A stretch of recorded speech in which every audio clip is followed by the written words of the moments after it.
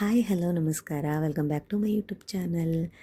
So ನೀವು ನೋಡ್ತಾ ಇರ್ಬೋದು, ಇವತ್ತು ನಾವು ಹೆಸರು ಕಾಳು ರೆಸಿಪಿ ಅಂದರೆ ಹೆಸರು ಕಾಳು ಸಾಂಬಾರು ಮಾಡ್ತಾಯಿದ್ದೀನಿ. ಸಾಂಬಾರಿಗೆ ಅಂತ ಬೆಳ್ಳುಳ್ಳಿ ಸುಲಿಯುವಾಗ ನನ್ನ ಮಗಳು ಕೂಡ ನನಗೆ ಹೆಲ್ಪ್ ಮಾಡಿದ್ಲು.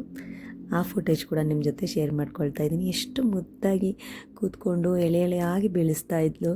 ಸೊ ಅವಳಿಗೇನೋ ಖುಷಿ ನನಗೆ ಹೆಲ್ಪ್ ಮಾಡಬೇಕು ಅಂದರೆ, ಬಟ್ ಅವಳ ಕೈಲಿ ಅದು ಆಗ್ತಿರಲಿಲ್ಲ. ಬಟ್ ಅವಳ ಹೆಲ್ಪ್ ಮಾಡೋ ಅಂಥ ಮನೋಭಾವ ಇತ್ತಲ್ಲ, ಅದು ನನಗೆ ತುಂಬ ಅಂದರೆ ತುಂಬಾ ಖುಷಿ ಕೊಡ್ತು. ಅದಕ್ಕೋಸ್ಕರ ಆ ಫುಟೇಜ್ ಕೂಡ ನಿಮ್ಮ ಜೊತೆ ಶೇರ್ ಮಾಡಿಕೊಂಡೆ. ಹಾಗೆ ಈಗ ರೆಸಿಪಿ ಕಡೆ ಗಮನ ಕೊಡೋಣ. ಮೊದಲನೇದಾಗಿ ನಾನಿಲ್ಲಿ ಮಸಾಲ ಮಾಡ್ಕೊಳ್ತಾ ಇದ್ದೀನಿ. ಮಸಾಲಾಗೆ ನಾನು ಫಸ್ಟು ಬೆಳ್ಳುಳ್ಳಿ ಶುಂಠಿ ಹಾಕ್ಕೊಳ್ತಾ ಇದ್ದೀನಿ.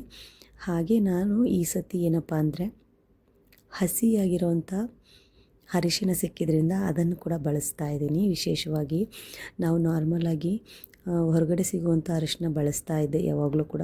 ಬಟ್ ಈ ಥರ ಒರಿಜಿನಲಾಗಿ ಏನಾದರೂ ಸಿಕ್ಕಾಗ ಅದನ್ನು ಬಳಸೋ ಖುಷಿನೇ ಒಂಥರ ಚೆನ್ನಾಗಿರುತ್ತೆ ಅಲ್ವಾ. ಅದಕ್ಕೆ ನಾನು ಈ ಸತಿ ಹಸಿ ಅರಿಶಿನ ಸಿಕ್ಕಿದ್ರಿಂದ ಅದನ್ನು ಕೂಡ ಬಳಸ್ಕೊಂಡಿದ್ದೀನಿ. ಹಾಗೆ ಇದಕ್ಕೆ ನಾನು ಕೊತ್ತಂಬರಿ ಸೊಪ್ಪು ಮತ್ತು ತೆಂಗಿನಕಾಯಿ ಕೂಡ ಹಾಕ್ಕೊಂಡಿದ್ದೀನಿ. ಸೊ ಇದೇ ರೀತಿ ನೀವು ಸಿಂಪಲ್ಲಾಗಿ ಮಾಡ್ಕೊಬೋದು.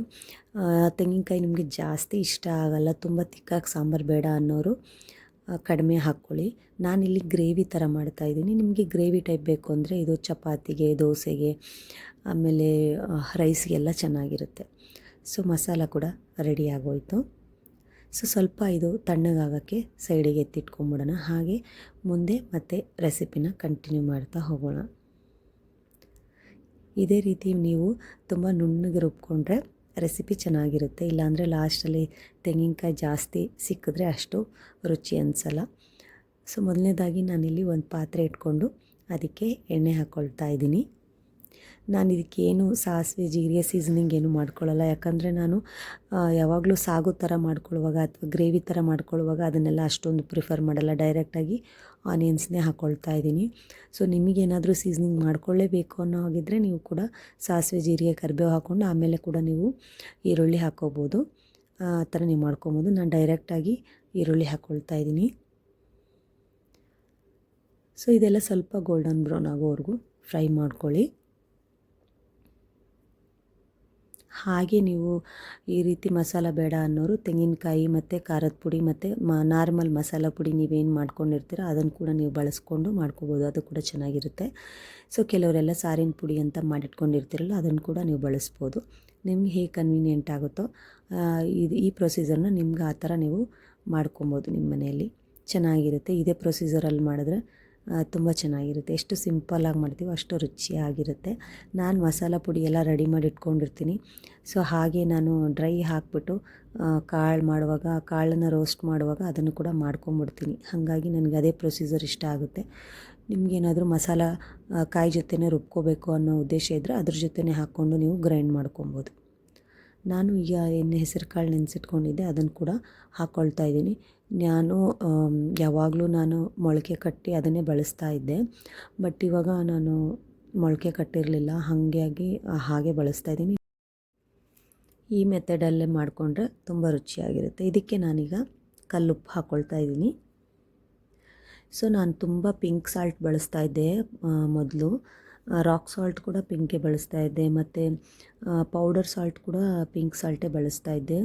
ಬಟ್ ಅದರಲ್ಲಿ ಅಯೋಡಿನ್ ಕಂಟೆಂಟ್ ಕಡಿಮೆ ಇರುತ್ತೆ ಅಥವಾ ಇರಲ್ಲ ಅಂತ ಕೇಳಿದ ಮೇಲೆ ನಾನು ವೈಟ್ ಸಾಲ್ಟ್ನೇ ಬಳಸ್ತಾ ಇದ್ದೀನಿ. ಮತ್ತು ಪುಡಿ ಸಾಲ್ಟ್ ಬೇಕಿದ್ದರೆ ನೀವು ಪಿಂಕ್ ಸಾಲ್ಟ್ ಬಳಸ್ಬೋದು. ಎರಡನ್ನೂ ಕೂಡ ಬಳಸಿದ್ರೆ ಎರಡು ಕೂಡ ಬ್ಯಾಲೆನ್ಸ್ ಆಗಿರುತ್ತೆ. ನಾನಿವಾಗ ಇದಕ್ಕೆ ನಾನೇ ಮನೆಯಲ್ಲಿ ಮಾಡಿಟ್ಕೊಂಡಿರೋಂಥ ಮಸಾಲ ಪೌಡರ್ನ ಬಳಸ್ತಾ ಇದ್ದೀನಿ. ನೀವು ಕೂಡ ಮಸಾಲೆಗೆ ಹಾಕಿಲ್ಲ ಅನ್ನೋರು ಈ ಟೈಮಲ್ಲಿ ಮಸಾಲ ಪೌಡರ್ನ ಹಾಕ್ಕೋಬೋದು. ಹಾಗೆ ನಾನಿಲ್ಲಿ ಖಾರದ ಪುಡಿ ಕೂಡ ಬಳಸ್ತಾ ಇದ್ದೀನಿ. ನಿಮಗೆ ರುಚಿಗೆ ಅನುಗುಣವಾಗಿ ಖಾರದ ಪುಡಿ ನೀವು ಹಾಕ್ಕೋಬೋದು. ಎಲ್ಲದನ್ನು ನೀಟಾಗಿ ಸ್ವಲ್ಪ ಎಣ್ಣೆಲಿ ರೋಸ್ಟ್ ಮಾಡಿಕೊಂಡ್ರೆ ಆ ರುಚಿನೇ ಬೇರೆ ಅಂತ ನಾನು ಈ ರೀತಿ ಮಾಡ್ಕೊಳ್ತೀನಿ. ಎಲ್ಲ ಮಸಾಲೆಗೆ ಹಾಕಿ ಮಾಡೋದು ಒಂದು ರುಚಿ ಕೊಟ್ಟರೆ, ಈ ರೀತಿ ಮಾಡಿದ್ರೆ ಅದು ಒಂಥರ ರುಚಿ ಕೊಡುತ್ತೆ. ಎರಡು ರೀತಿ ಕೂಡ ಟ್ರೈ ಮಾಡೋದ್ರಲ್ಲಿ ತಪ್ಪೇನಿಲ್ಲ ಅಲ್ವಾ. ಎರಡು ರೀತಿ ಕೂಡ ಟ್ರೈ ಮಾಡಿ.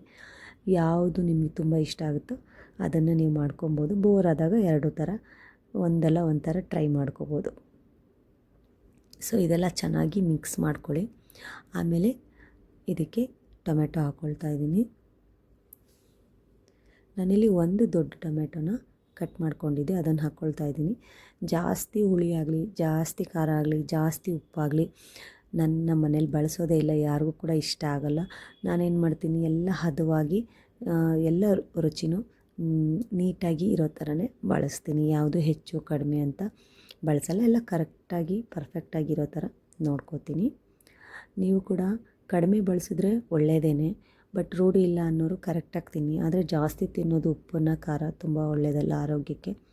ನೋಡಿಕೊಂಡು ನಾನು ತುಂಬ ಅಂದರೆ ತುಂಬಾ ಖಾರ ತಿಂತಿದ್ದೆ, ಬಟ್ ಇವಾಗ ಎಲ್ಲ ಕಂಟ್ರೋಲ್ ಮಾಡಿದ್ದೀನಿ. ಎಷ್ಟು ಬೇಕೋ ಅಷ್ಟು ಮಾತ್ರ ತಿಂತೀನಿ, ಹಾಗಂತ ಕಡಿಮೆ ಕೂಡ ತಿನ್ನಲ್ಲ. ಮತ್ತು ಇದಕ್ಕೆ ನಾವು ಮಸಾಲ ಮಾಡ್ಕೊಂಡಿದ್ವಲ್ಲ ಅದನ್ನು ಕೂಡ ಹಾಕ್ಕೊಳ್ತಾ ಇದ್ದೀನಿ.